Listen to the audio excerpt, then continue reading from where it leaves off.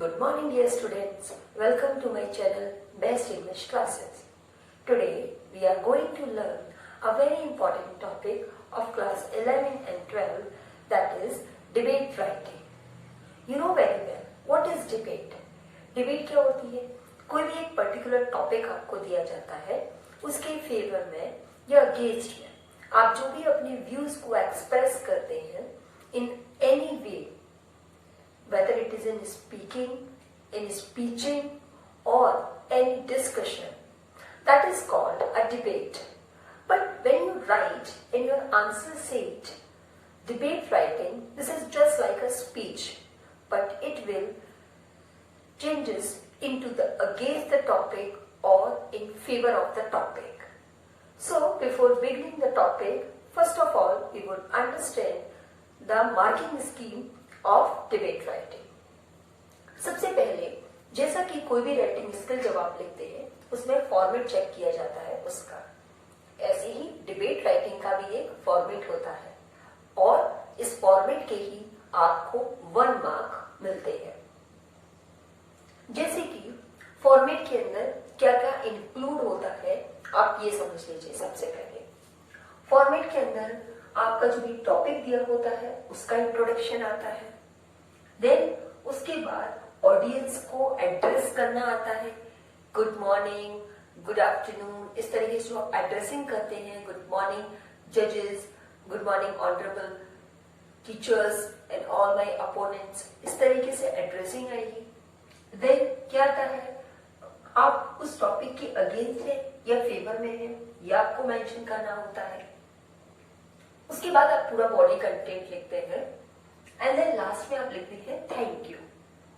ये पूरा जो फॉर्मेट होता है, इस पूरे फॉर्मेट के आपको 1 मार्क मिलते हैं, यानी कम से कम आपको इतना तो लिखना ही होगा। अगर आप जल्दी भी टाइम नहीं बचता है आपके पास एग्जाम टाइम में, तो आप मार्क्स ऑब्टेन करना चाहते हैं तो इतना तो आपको कंप्लीट करना ही होगा। Next is content. जो बॉडी पार्ट आप लिखते हैं उसमें जो भी कंटेंट देते हैं उस टॉपिक से रिलेटेड, उसके आपको मिलते हैं 4 marks. And then expression. Expression में आपको शायद पहले भी बता चुकी हूँ, एक्सप्रेशन का मतलब होता है ग्रामेटिकल मिस्टेक्स नहीं होनी चाहिए, सेंटेंस फॉर्मेशन प्रॉपर होना चाहिए, ठीक है, स्पेलिंग मिस्टेक्स नहीं होनी चाहिए। इन सबके टोटल आपको मिलते हैं 5 मार्क्स। तो इस तरीके से 5 + 4 + 1 = 10।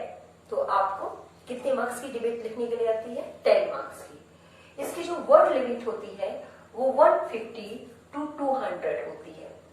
डिबेट की जो लिखने के लिए वर्ड लिमिट आती है वो आती है 150 to 200।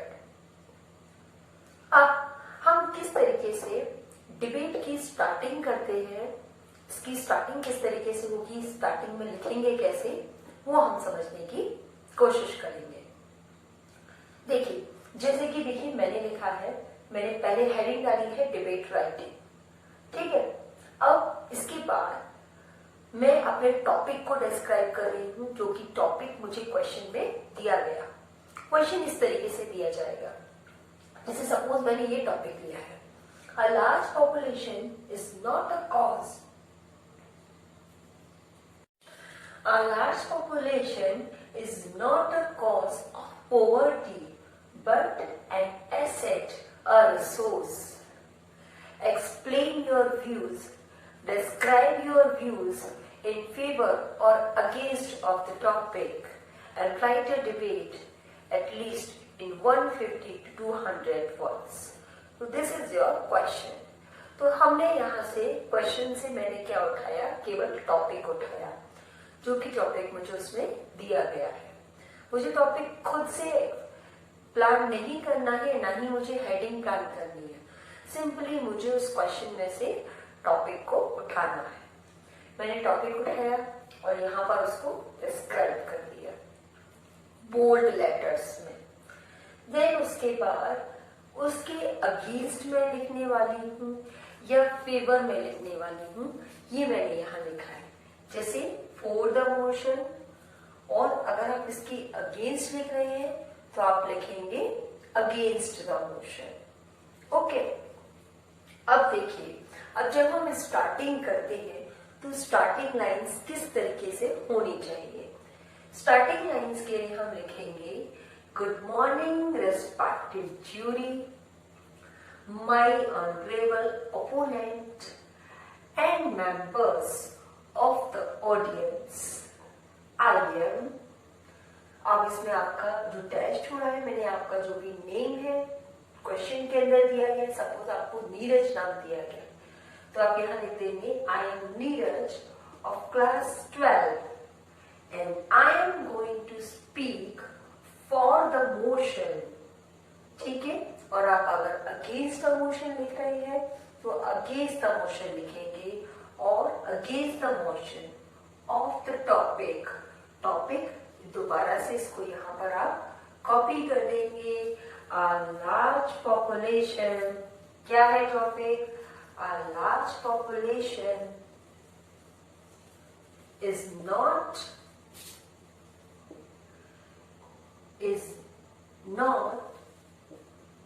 a cause of poverty, a cause of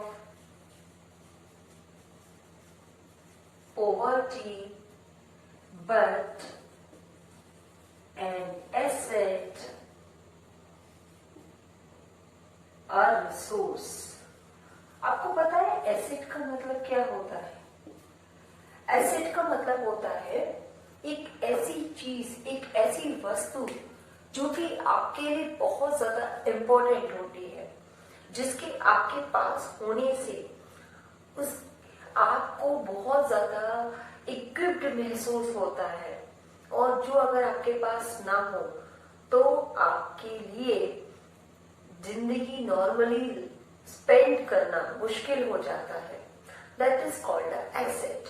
for example, आज के समय में हमारा एसेट सबसे बड़ा क्या है? मोबाइल। मोबाइल आज हमारा केवल दिखावी ऑर्नामेंट नहीं है जो केवल आप दूसरों को दिखाने के लिए यूज करते हैं। No, it is your asset. आप जो भी लाइव क्लासेस ले रहे हैं, आप मुझसे इंटरेक्ट हो पा रहे हैं, हम पढ़ पा रहे हैं, किसकी वजह से? मोबाइल की वजह से। हर किसी के पास डेस्कटॉप नहीं है, लेकिन हर किसी के पास मोबाइल है। मोबाइल के थ्रू आप परचेजिंग करते हैं, सेलिंग करते हैं मोबाइल के थ्रू, सो बहुत सारे काम आप कंप्लीट करते हैं। इसीलिए मोबाइल क्या है आज के समय में आपका एसेट है। तो हम पॉपुलेशन को कैसे समझते हैं? Not as a cause of poverty, ये गरीबी का कारण नहीं है, बल्कि ये तो एसेट है। ये तो हमारा क्या है? एसेट है, ये हमारी रिसोर्स है, और जिसको अगर हम अच्छे से यूज करेंगे। अब देखिए मोबाइल है, मोबाइल का यूज आप कैसे करते हैं? It depends on you. आप उसका यूज यूट्यूब और फेसबुक चलाने के लिए करते हैं, या आप उसका यूज अपनी स्टडी के लिए करते हैं, अपने बिजनेस के लिए करते हैं। तो जिस भी तरीके से आप किसी भी चीज का यूज करते हैं वो आपके लिए उसी वे में बेनिफिशियल होती है। ठीक है, तो ये डिपेंड करेगा आपके ऊपर कि आप उस रिसोर्स को किस तरीके से यूज करते हैं। तो ये इसके फेवर में हमने इस तरीके से स्टार्टिंग में लिखा। इस तरीके से आई थिंक आपको समझ में आ गया होगा। अगर किसी को स्क्रीनशॉट लेना हो तो स्क्रीनशॉट ले सकते हैं। Now come to the topic. अब हम इसका बॉडी पार्ट के अंदर क्या क्या हमें लिखना होता है उसको समझेंगे। ठीक है, और इसमें क्या क्या। So let's start studying the body part of a debate, how we will write it. तो सबसे पहले बॉडी जब आप स्टार्ट करते हैं उसका कंटेंट पार्ट, जैसे कि मैंने आपको बताया था इंट्रोडक्शन पार्ट। इंट्रोडक्शन पार्ट में आप एड्रेसिंग करते हैं, उसके बाद पैराग्राफ चेंज करके आप बॉडी पार्ट पर आते हैं। दूसरी सबसे बड़ी मेन बात कि जब भी आप बॉडी लिख रहे हैं कम से कम एटलीस्ट उसको 3 पैराग्राफ्स के अंदर उसको कोट कीजिए, 3 पैराग्राफ्स के अंदर लिखिए। अगर आपने पूरे एक ही पैराग्राफ के अंदर डिबेट फिनिश कर दी तो आपके एक्सप्रेशंस का, आपके व्यूज का, आपके कंटेंट का जो मैटर है वो इफेक्टिव नहीं लगता है, और ना ही वो बाइफरकेट कर पाता है अपने टॉपिक्स को। इसलिए प्रॉपर मार्किंग अगर आपको चाहिए तो आप अपने डिबेट को पैराग्राफ्स में डिवाइड करके लिखिएगा, एटलीस्ट 3 पैराग्राफ्स में। तो फर्स्ट पैराग्राफ जो हम लिखेंगे तो उसमें लिखेंगे टोटल एग्रीमेंट और डिसएग्रीमेंट, कि आप टॉपिक के फेवर में हैं और अगेंस्ट हैं, वो अपने व्यूज को एक्सप्रेस करेंगे। जैसे कि मैंने टॉपिक लिया था, a large population is not a cause of poverty but an asset. तो ये दिस इज वेरी रिडिकुलस, मैं फेवर में अपने ओपिनियन बताती हूँ।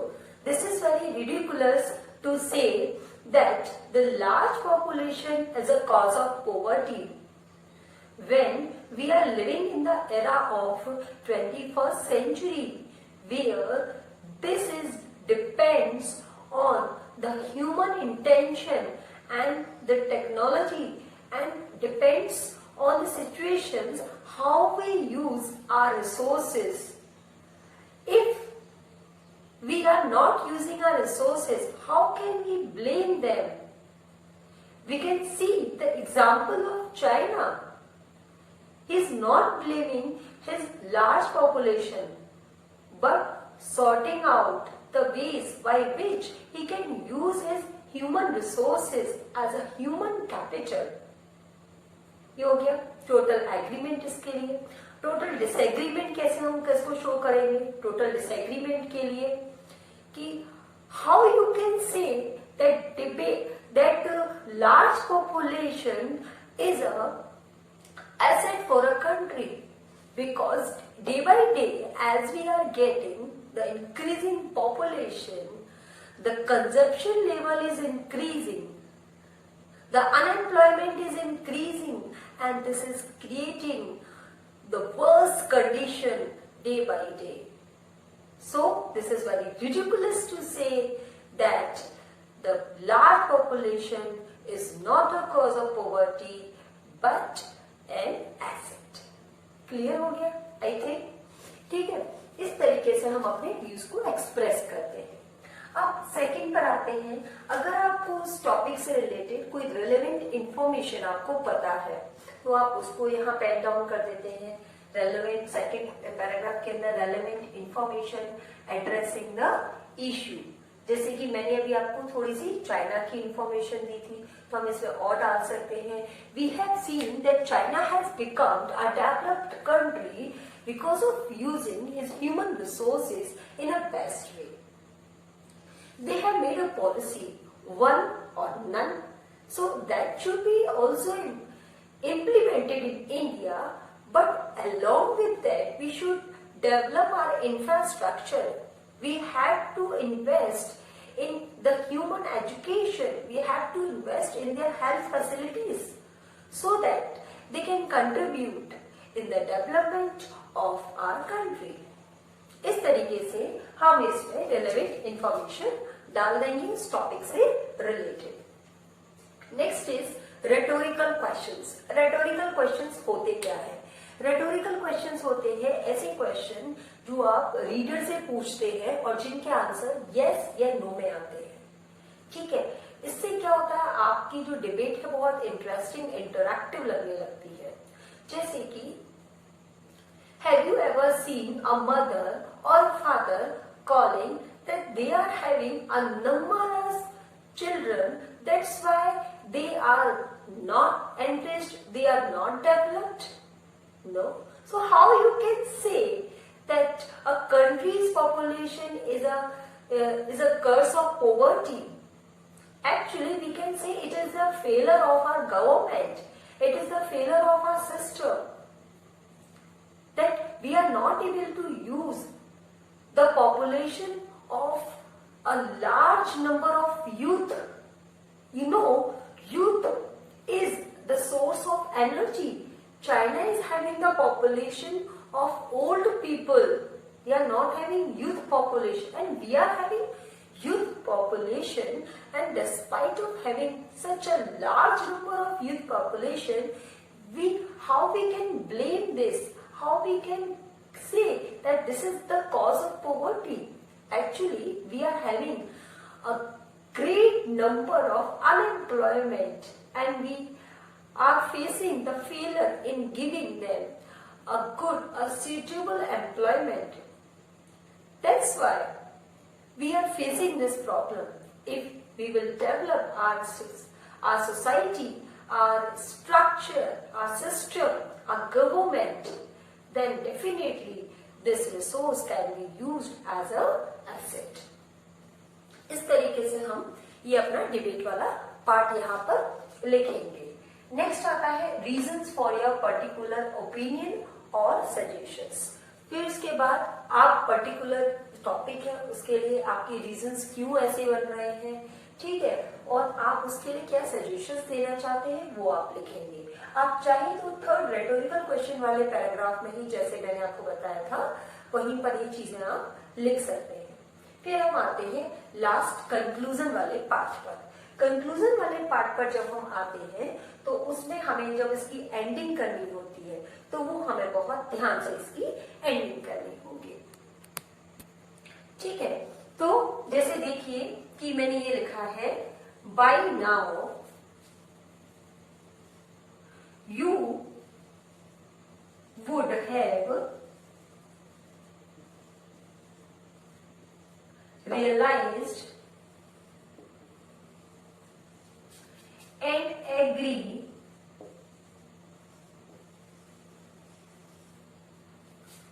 with me that, इसके बाद हम टॉपिक लिख देंगे, that the increasing population is not a cause of poverty but an asset.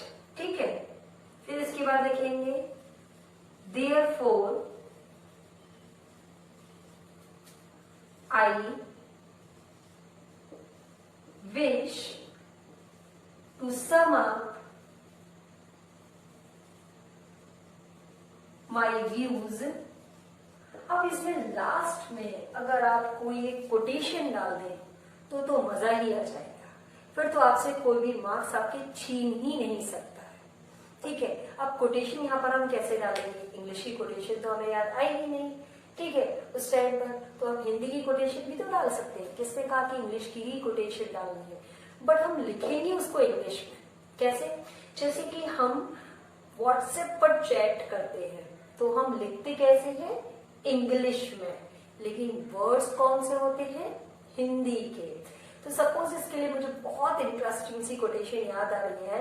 हम लिख सकते हैं, कौन कहता है आसमां में सुराग हो नहीं सकता.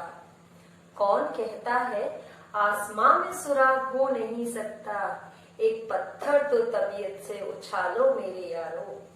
ठीक है, तो हम इसको लिख देते हैं कि इस तरीके से हम इसको लिखेंगे, कौन कहता है आसमां, कौन कहता है आसमां में सुराग हो नहीं सकता,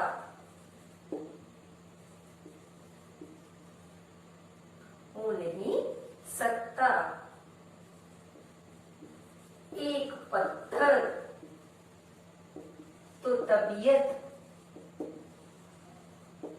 से उछालो यार. ओके, ये वाली जो कोटेशन मैंने बीच में, क्योंकि नीचे प्लेस नहीं था, आपको अच्छे से वॉश नहीं हो पाता, इसलिए मैंने यहाँ बीच में डाल दी है. लेकिन बाद में जब आप अपना कंक्लूजन वाला पार्ट लिखेंगे तो उसके बाद इस कोटेशन को आप नीचे इसको इन्वर्टेड कॉमास में करके लिख सकते हैं और आपकी डिबेट 100% अ गुड डिबेट बन जाएगी और आपको मिलेंगे पूरे 10 मार्क्स. सो आई थिंक आपको ये वीडियो समझ में आई होगी डिबेट राइटिंग की. इसके अलावा फिर भी आपको कोई डाउट रहता है तो you can comment me, you can ask me and I will give you the answers. Till then, take care and do study at home.